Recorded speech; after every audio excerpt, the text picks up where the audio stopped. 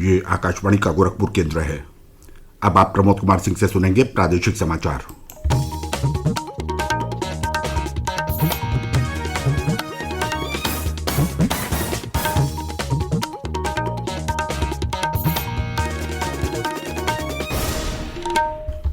Bulletin में पहले मुख्य समाचार।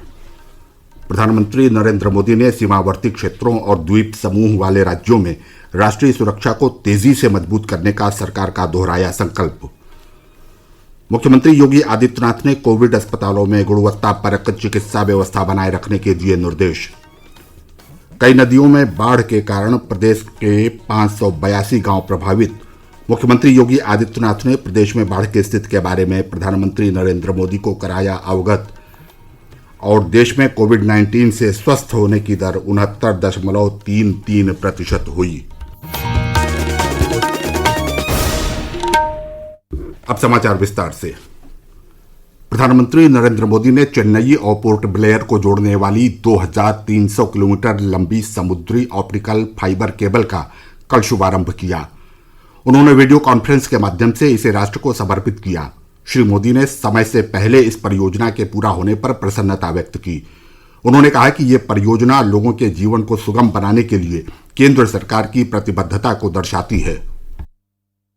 हमारा समर्पण रहा है कि देश के हर नागरिक, हर क्षेत्र की दिल्ली से और दिल से दोनों दूरियों को पाटा जाए। हमारा समर्पण रहा है कि देश के हर जन, हर क्षेत्र तक आधुनिक सुविधाएं पहुंचे और हर नागरिक का जीवन आसान बने। हमारा समर्पण रहा है कि राष्ट्र की सुरक्षा से जुड़े बॉर्डर एरिया और समुद्री सीमा पर बसे क्षेत्रों का तेजी से विकास हो। साथियों, अंडमान निकोबार को बाकी देश और दुनिया से जोड़ने वाला ये optical fibre project ease of living के प्रति हमारी प्रतिबद्धता का प्रतीक है।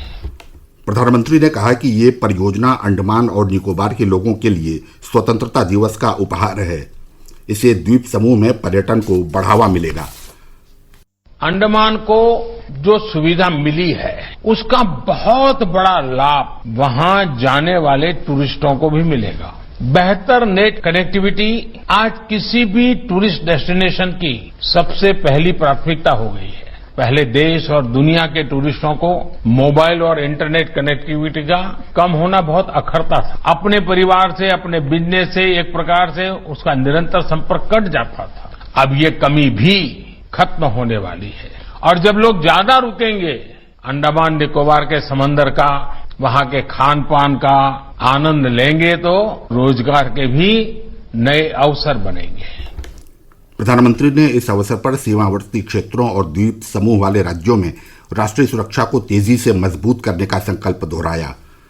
प्रधानमंत्री ने कहा कि इस परियोजना से अंडमान और निकोबार के निवासियों को डिजिटल इंडिया योजना के सभी लाभ मिल पाएंगे। श्री मोदी ने कहा कि इस परियोजना से समुद्र से जुड़े देशों के साथ भारत के संबंध मजबूत होंगे।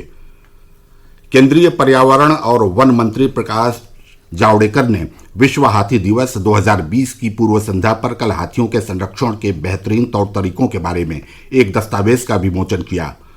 उन्होंने मनुष्यों तथा हाथियों के बीच संघर्ष की स्थिति के बारे में एक वेबसाइट का भी शुभारंभ किया। इस अवसर पर श्री जावड़ेकर ने कहा कि हमें भारतीय संस्कृति पर गर्व है, जिसमें न सिर्फ पशुओं से प्रेम किया जाता है बल्कि उनकी हत्या करने को अशुभ माना जाता है। श्री जावड़ेकर ने कहा कि सरकार ने वन क्षेत्रों में चारा और पानी की उपलब्धता बढ़ाने की पहल की है। मुख्यमंत्री योगी आदित्यनाथ ने सभी कोविड अस्पतालों में गुणवत्तापरक चिकित्सा व्यवस्था बनाए रखने के निर्देश दिए हैं। उन्होंने कहा कि आवश्यकता अनुसार इन अस्पतालों में अतिरिक्त चिकित्सा कर्मियों की तैनाती की जाए। उन्होंने L2 और L3 कोविड अस्पतालों में बेड्स की संख्या बढ़ाने के निर्देश दिए। उन्होंने कहा कि जिन मेडिकल कॉलेजों में कोविड चिकित्सालय स्थापित किए गए हैं वहां की व्यवस्थाओं की मॉनिटरिंग के लिए एक नियंत्रक अधिकारी नामित किया जाए। मुख्यमंत्री ने कानपुर तथा लखनऊ में कोरोना पर नियंत्रण करने में जिलाधिकारियों के सहयोग के लिए विशेष सचिव स्तर के 2 अधिकारी तैनात करने के निर्देश दिए। इसके अलावा वाराणसी, प्रयागराज, बरेली और गोरखपुर में भी एक विशेष सचिव स्तर का अधिकारी तैनात करने के निर्देश दिए। प्रादेशिक समाचार आप आकाशवाणी गोरखपुर से सुन रहे हैं। प्रधानमंत्री नरेंद्र मोदी ने बाढ़ का अनुमान लगाने के लिए स्थायी प्रणाली तथा अनुमान और चेतावनी की प्रणाली में सुधार के लिए नवीन प्रौद्योगिकी के व्यापक इस्तेमाल के उद्देश्य से सभी केंद्रीय और राज्य एजेंसियों के बीच बेहतर समन्वय पर बल दिया है।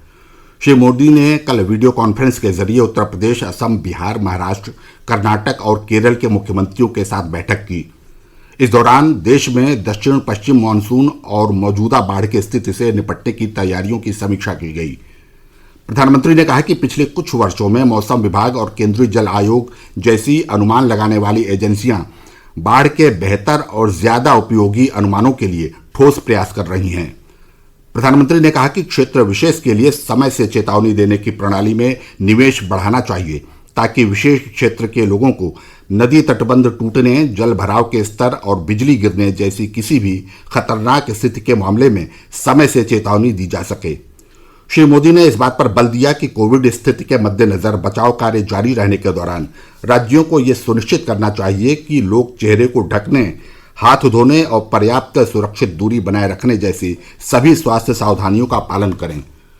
उन्होंने कहा कि हाथ धोने का सामान, सैनिटाइजर और फेस मास्क को भी राहत सामग्रियों में शामिल किया जाना चाहिए। प्रदेश के मुख्यमंत्री योगी आदित्यनाथ ने प्रदेश में बाढ़ की स्थिति के बारे में प्रधानमंत्री नरेंद्र मोदी को अवगत कराया। प्रधानमंत्री के साथ वीडियो कॉन्फ्रेंस के माध्यम से मुख्यमंत्रियों के साथ हुई बातचीत के दौरान योगी आदित्यनाथ ने राज्य में बाढ़ प्रभावित इलाकों में किए जा रहे राहत और बचाव कार्यों के बारे में उन्हें जानकारी दी। मुख्यमंत्री ने प्रधानमंत्री नरेंद्र मोदी को जानकारी दी कि प्रदेश में 1 जून से 8 अगस्त तक होने वाली औसत बारिश से 10% कम वर्षा होने के बावजूद नेपाल और उत्तराखंड में हुई ज्यादा बारिश की वजह से प्रदेश के 20 जिले इस समय बाढ़ प्रभावित हैं। नेपाल से आने वाली 4 प्रमुख नदियां घाघरा, राप्ती, शारदा और गंडक उफान पर हैं और खतरे के निशान से ऊपर बह रही हैं। तेज बहाव के चलते आजमगढ़, मऊ और गोंडा जिलों में 3 स्थानों पर तटबंध क्षतिग्रस्त हो गए थे, लेकिन उनकी मरम्मत कर ली गई है। लगभग 5,75,000 लोग इन 20 जिलों में बाढ़ से प्रभावित हैं और तकरीबन 38,000 हेक्टेयर भूमि में लगी फसल पर बाढ़ का असर पड़ा है। 15 जुलाई से अब तक बाढ़ की वजह से प्रदेश में 13 लोगों की जान गई है। राहत और बचाव के काम में इस समय एनडीआरएफ की 15, एसडीआरएफ की 9 कंपनियां और पीएसी के 17 फ्लड प्लाटून को बाढ़ग्रस्त इलाकों में तैनात किया गया है। सुशील चंद्र तिवारी, आकाशवाणी समाचार, लखनऊ। देश में कोरोना संक्रमित लोगों की संख्या कल 22 लाख पार कर गई। कल 62,064 लोगों में संक्रमण की पुष्टि हुई। लगातार चौथे दिन 60,000 से अधिक लोग संक्रमित हुए। केंद्रीय स्वास्थ्य मंत्रालय के अनुसार कोरोना संक्रमण से मृतकों की संख्या 44,386 हो गई है। पिछले 24 घंटों के दौरान लगभग 55,000 लोग इस संक्रमण से ठीक हुए। देश में अब तक 15,35,000 से अधिक कोविड रोगी ठीक हो चुके हैं। संक्रमण से स्वस्थ होने की दर 69.33% हो गई है। इस संक्रमण से मृत्यु दर घटकर करीब 2% रह गई है। इस समय करीब 6,35,000 मरीजों का इलाज चल रहा है। प्रदेश भर में आज श्री कृष्ण जन्माष्टमी मनाई जा रही है। लोगों ने अपने घरों में झांकियां सजाई हैं, जहां मध्यरात्रि को भगवान श्री कृष्ण का जन्मोत्सव मनाया जाएगा। श्री कृष्ण जन्मस्थान मंदिर में जन्माष्टमी का उत्सव कल मनाया जाएगा।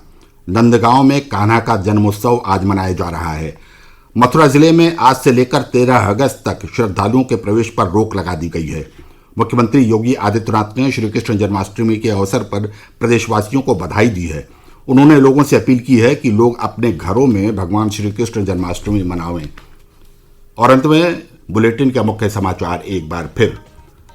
प्रधानमंत्री नरेंद्र मोदी ने सीमावर्ती क्षेत्रों और द्वीप समूह वाले राज्यों में राष्ट्रीय सुरक्षा को तेजी से मजबूत करने का सरकार का दोहराया संकल्प। मुख्यमंत्री योगी आदित्यनाथ ने कोविड अस्पतालों में गुणवत्तापरक चिकित्सा व्यवस्था बनाए रखने के दिए निर्देश। कई नदियों में बाढ़ के कारण प्रदेश के 582 गांव प्रभावित। मुख्यमंत्री योगी आदित्यनाथ ने प्रदेश में बाढ़ की स्थिति के बारे में प्रधानमंत्री नरेंद्र मोदी को कराया अवगत। और देश में कोविड-19 से स्वस्थ होने की दर 69.33% हुई। इसी के साथ आकाशवाणी गोरखपुर से प्रसारित प्रादेशिक समाचारों का ये बुलेटिन समाप्त हुआ। नमस्कार।